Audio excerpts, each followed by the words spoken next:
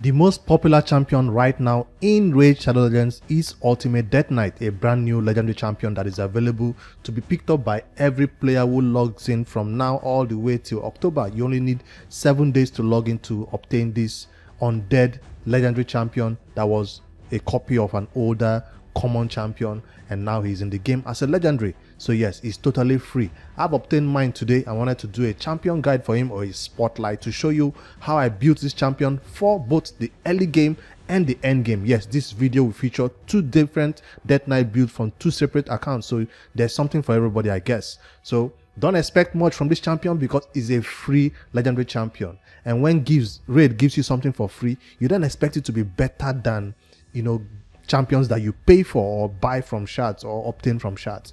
So he's gonna be obtainable from shards after these events end, but for right now you cannot obtain this champion from shards. So Ultimate Deathknight, welcome to my team, and let's head over to my champion build. And we're not even gonna spend too much time. Of course, we're gonna test him in some dungeon content and see how he performs in real battle. So let me head over right there to my champions, and that's it. Now, I did not level up Deliana instantly when I got her. I did not level up what's his name, Ninja, when I got him. But for some weird reason, I leveled up this champion instantly today. Why? Because there is so much hype about this champion. Even before it launches, there are interviews there with other content creators. A lot of hype has been made about this champion. That was like, let me find out if it's actually worth all the hype. Now, I've already made up my mind, but I'll tell you at the end of the video whether it's worth it or not. So quickly, I'll show you well, we're not even going to talk about his skills because I've made several videos about this champion even before today. So let's head over straight to the artifacts and how I built him. My total stat I was able to obtain on this champion, primary stats that you're looking for, is high defense. Whether you're building for damage or not, this champion will be taking so much damage from other allies in the team that you need him to have high defense. Of course, defense goes with HP, so there's no way you build 4k 5k defense and then build 20k 30k HP. It doesn't work that way. Your HP has to be a little bit high also. That's why I was close to that 50k mark for the HP. This champion does not do anything with attack, so you don't need to put attack stats into his sub stats or into the main stat. That's why my attack is that low. His base attack is 782. That's why right there. All right, for speed, I was able to build this champion with about 209 speed. You don't want him to be the fastest champion, right?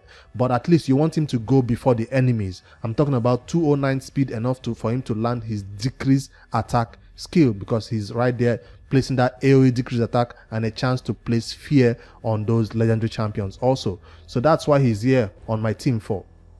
Now, the other stats right here, crit rate and crit damage, you don't need this on this champion. I'll show you in the second build when I show you how I build that one. For this account, I've gotten my HP, I've gotten my defense, I've gotten my speed required. What else do I need?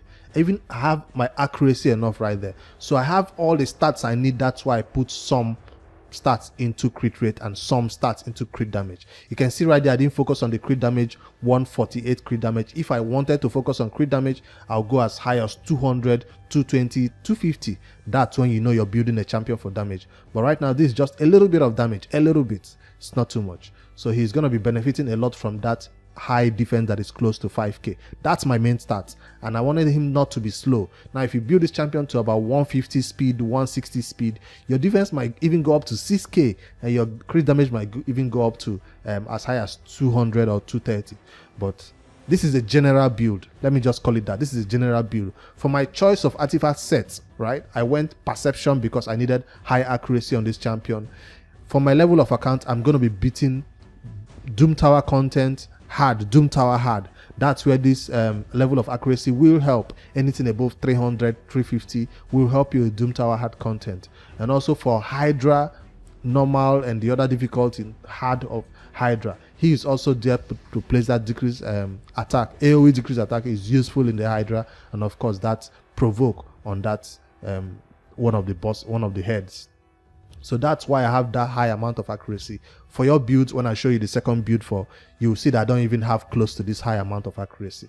Masteries, I just copied Masteries from the Hellhades website, so head over there. But I'll explain my reasons for using those Masteries right there. The first one is War Master that I needed on this champion, so he can do some damage. And then the second priority for me was this one. Has a 30% chance to extend the duration of any buff cast by this champion. So he does place shield and other buffs, and also we need to increase it by an extra 1 turn, which is always useful. Then for his debuffs, to that decreased attack that he places, he cannot increase the chances of placing provoke, but he can increase that decreased attack that he places on the enemies. So that's my choices, 2 right there, these 2. Then HP of course, accuracy, some accuracy right there. And this one is important for the shield, increases the value of the shield that he places. It's really important for you if you want to select that.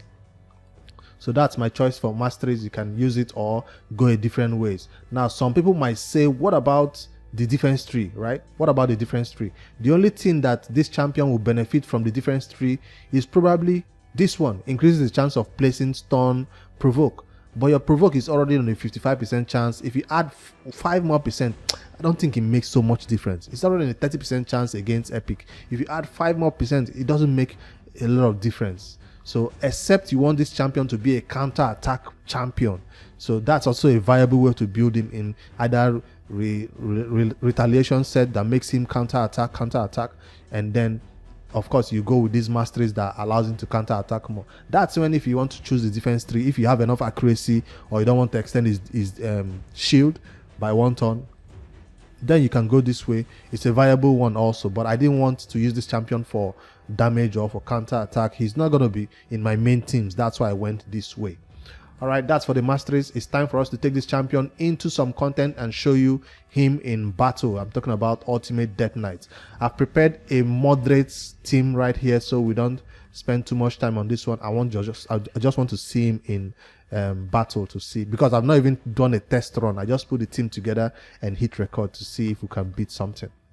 All right, Ultimate Deathknight will shine in this team made up of champions that you easily obtain in the game. This team right there. So that's the team I want to show him. You can see right there I have Frozen Banshee, which is easily obtainable by almost every player in the game.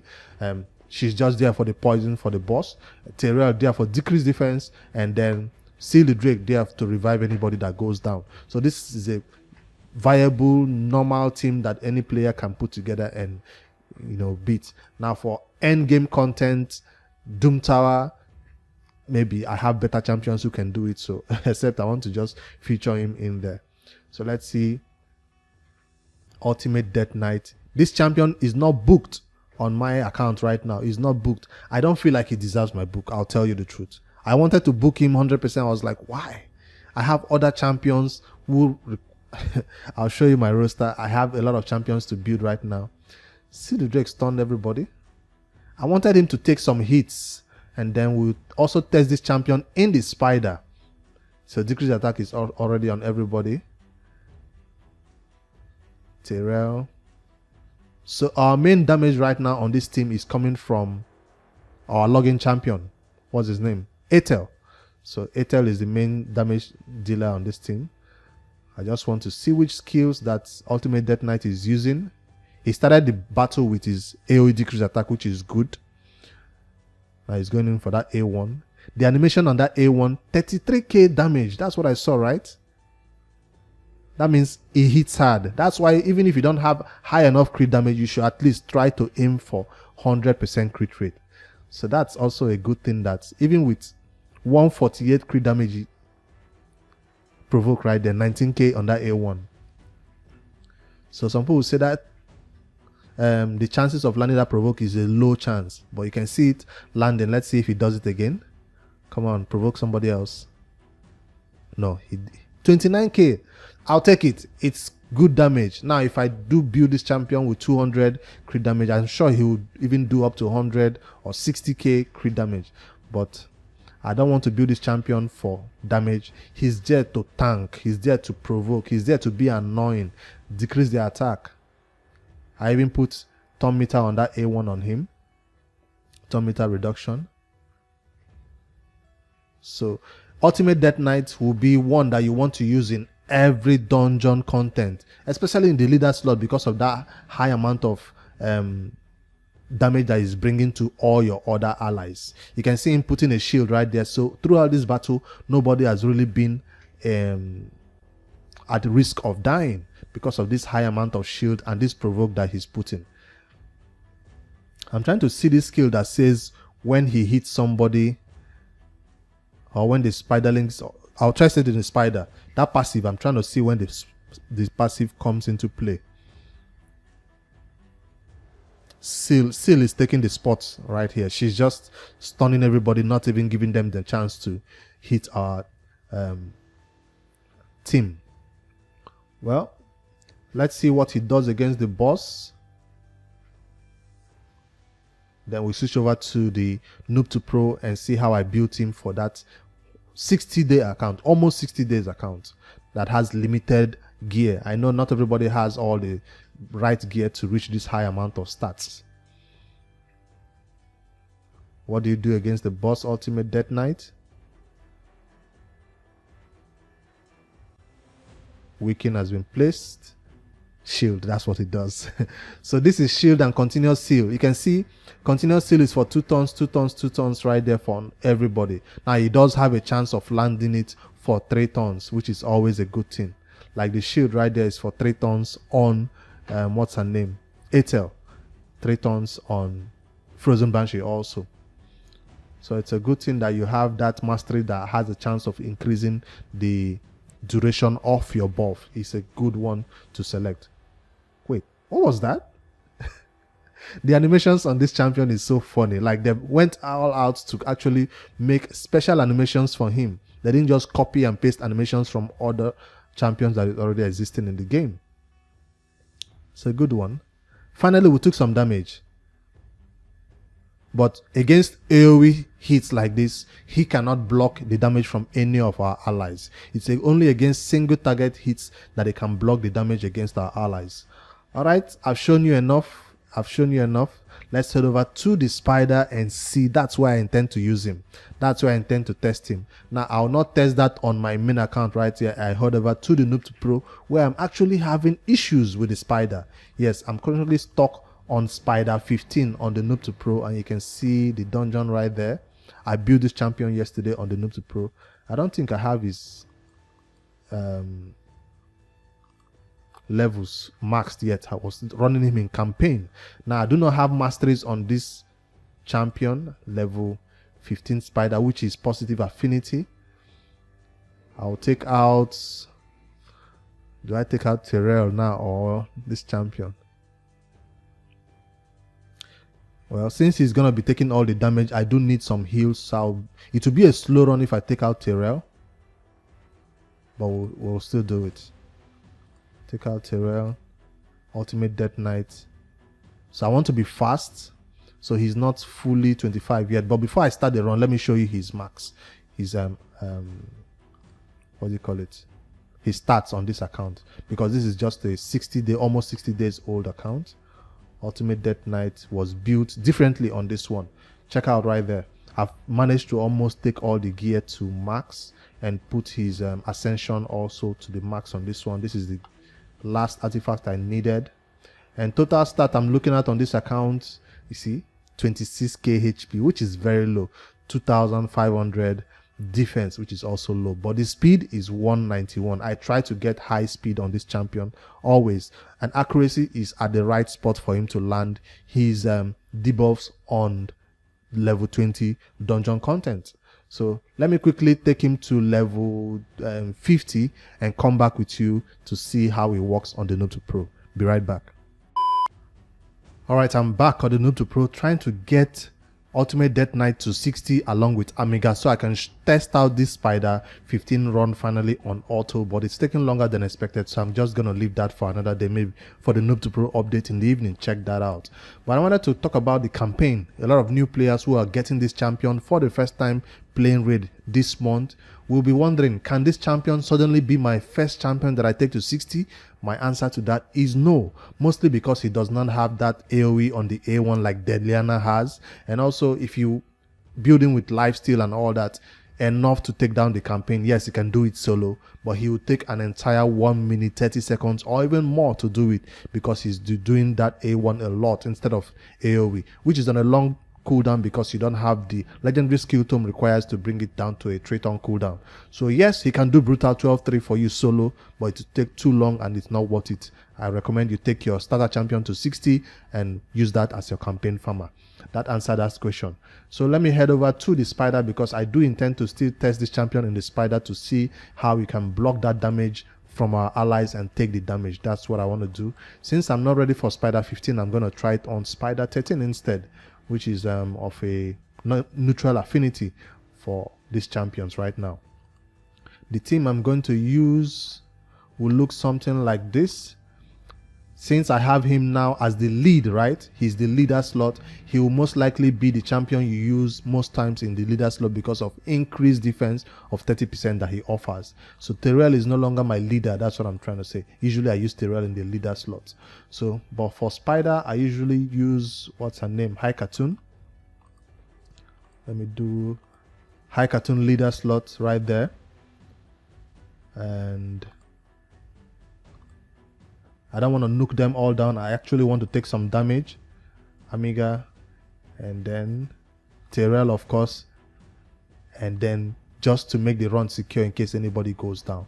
If I don't want to use High Cartoon right there, rather use Apothecary, which is also, it will be a slower one, but that means I have this champion in the leader slot and Apothecary to do heals for me right now. So with this, my only damage is Terrell and Amiga.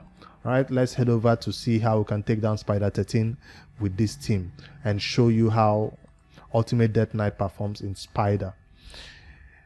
It's no replacement for your HP burn champions, for your cold hearts. No, he's just there for champions, for players who don't yet have that HP burn or that high nuking champions. He's just there to switch damage a little bit from them and be a tank.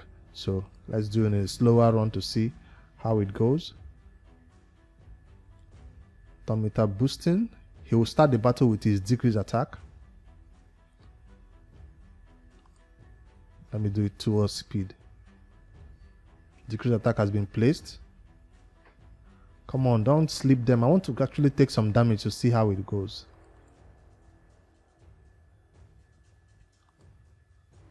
Alright.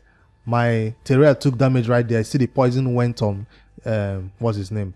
Ultimate Deathknight instead. So it seems like none of my champions will take damage in this battle except Ultimate Deathknight. I'm waiting for somebody else to be attacked.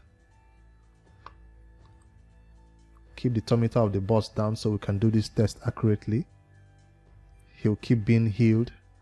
Let's put up this shield. Yes, and continuous heal. Tometer down.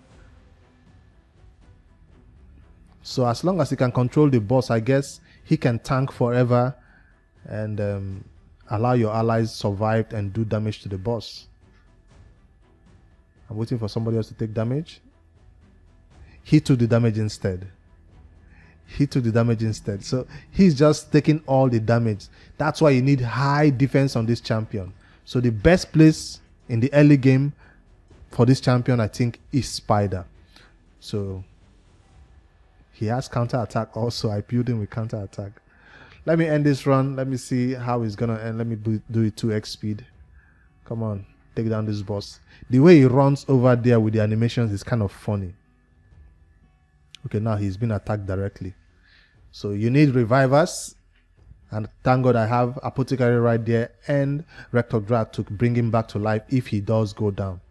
Because if he does go down, then your allies will begin to take damage. So as long as he's alive in this battle, none of your allies will take any damage in the spider. That's kind of crazy. Anyways, I'll end the spider run, or do I actually finish it?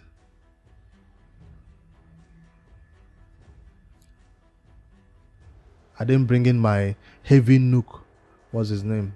Kill right here, because in early stages of the spider like this, all you need is AoE nukes.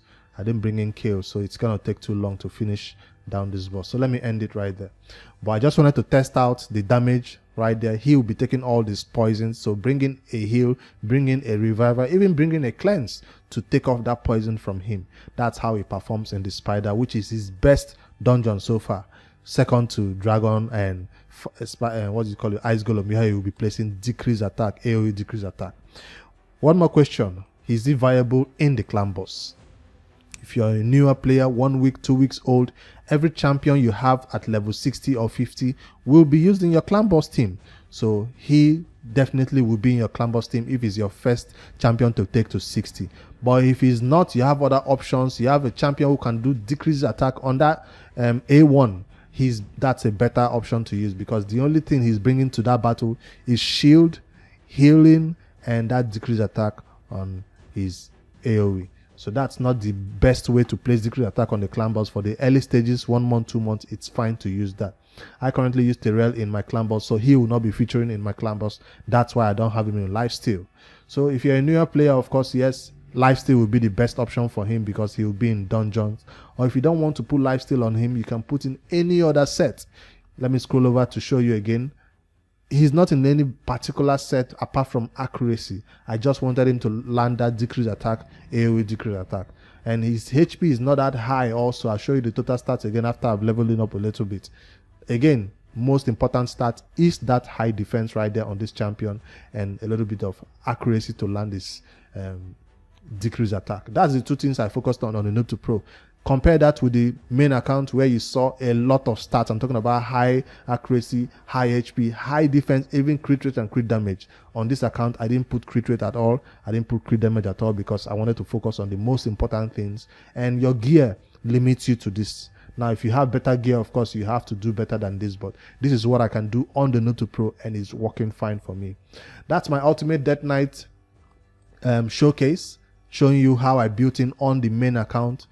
End game build that I can use for faction wars, that I can use for Doom Tower Hard, that I can even use for the Hydra. And then I come over here and show you where I can use him in Dungeon 20 content right now. So let me know in the comments below how you built your Ultimate Deathknight, which artifact sets you went, or did you go rogue like me and went with random artifacts. Also, no masteries on this champion, no books on him. Let me know if you think he's worth the books or he's totally not worth it. Ultimate Deathknight, welcome to the Noob to Pro, and he's going to be helping us progress in dungeon content a lot faster, because he's a legendary champion, better than these rares or epics we're currently using on the account. Drop a like, subscribe to the YouTube channel for more Raid Shadow Legends content, and I'll see you in the next one. Later, guys.